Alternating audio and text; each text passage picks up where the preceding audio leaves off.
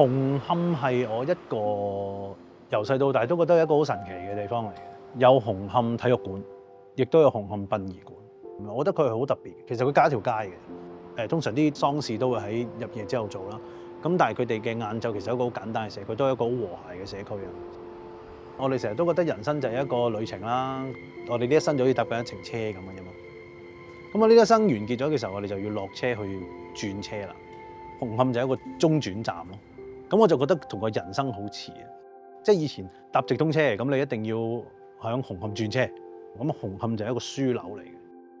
以前點解會所有殯儀館都聚集喺嗰度咧？因為近鐵路啊，有好多遺體要運送咧，呢度係最近，因為以前亦都冇好好保存屍體嘅方法。其實我哋人生無論你喺邊度出現啊，即係你喺醫院出世，邊度出世都好，最後你嘅遺體就係分翻去紅磡。咁我覺得呢樣嘢亦都好比喻到人生嘅一個奧妙。今日好開心，因為可以咁樣拍香港嘅景咧，好似好生活嘅感覺。4點幾就起身咁，其實好難㗎，拍一場咁嘅戲已經係要好多人力物力啊，先至可以做到。真係如果唔係拍呢套戲咧，我諗我呢世人都未有機會。首先去義莊個地方咧，係一個咁清涼嘅地方，差啲想話山明水秀。見你睇唔到山，睇唔到水，但係你絕對感到嗰種嘅靈秀嘅陰涼地，即係一個休息嘅地方，有嗰種氣氛。聽都未聽過，原來香港，譬如話，原來香港有個義莊，如果你唔想死咗人，唔想葬，亦都唔想火葬，咁你可以擺喺棺材裏邊咧，擺喺個義莊裏邊都得嘅喎，咁擺100年都得。喺個義莊真係有一個屍體係擺100年嘅，有啲咁嘅義莊都有咁嘅，我聽都未聽過，真係好多。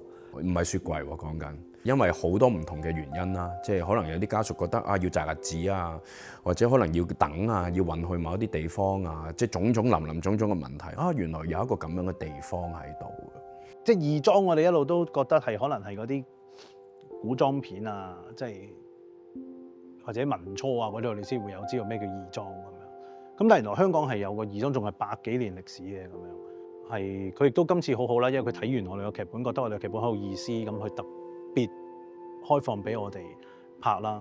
咁啊，據佢哋東華三院義莊嗰邊嘅同事同我哋講，就係話除咗佢哋做過嘅一部紀錄片，有喺嗰度取個景之外，我哋係第一套港產片商業片，係佢肯俾我哋喺嗰度取景嘅一部戲咯。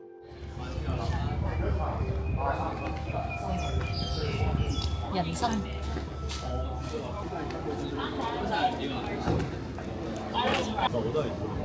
有啲哇，大佬拍戲先見到嘅啫嘛，係100幾年嘅棺材喎，真㗎，呢幾幅係鎮店之寶，摸下都得啩？得，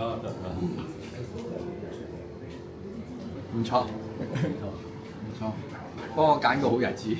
咁另外，我諗殯儀館其實係特別係萬國殯儀館咧，一般都唔租俾人嘅。咁我呢次好難得可以差唔多無條件咁樣啦，俾我哋入去拍攝啦。因為佢哋，我聽講佢哋都明白我哋係好隆重想看待殯儀呢件事，我哋想拍攝一部咁樣嘅戲。咁佢借俾我哋睇，唔係淨係話借個禮堂嗰啲，大家都可能有時去啲喪禮睇到，我哋會去到後面去睇其他嘅嗰啲部分。即係我諗嗰啲都係大家一般你冇機會去到睇到嘅地方，喺後面工作嘅地方係點嘅咧？即係咁樣嘅，無論聲色味都係難忘嘅。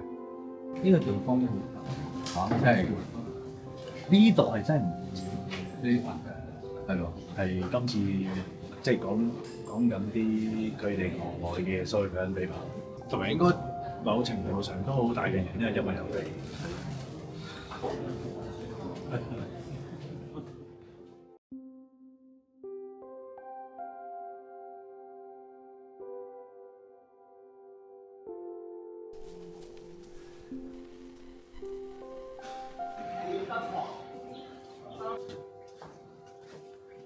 呢度個景幾好啊，仲要舊舊地咁樣。哇！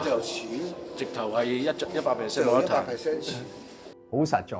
我相信無論你係香港人，咁你當然會覺得好本土，呢個真係講緊我哋好切身嘅嘢。但係就算你又唔係香港人咧，我哋講呢個命題，我相信每一個人都有關嘅。呢個係唯一我相信喺地球上每一個人都有關嘅一個命題。真係好值得拍咯，同埋一啲係鮮為人知嘅嘢。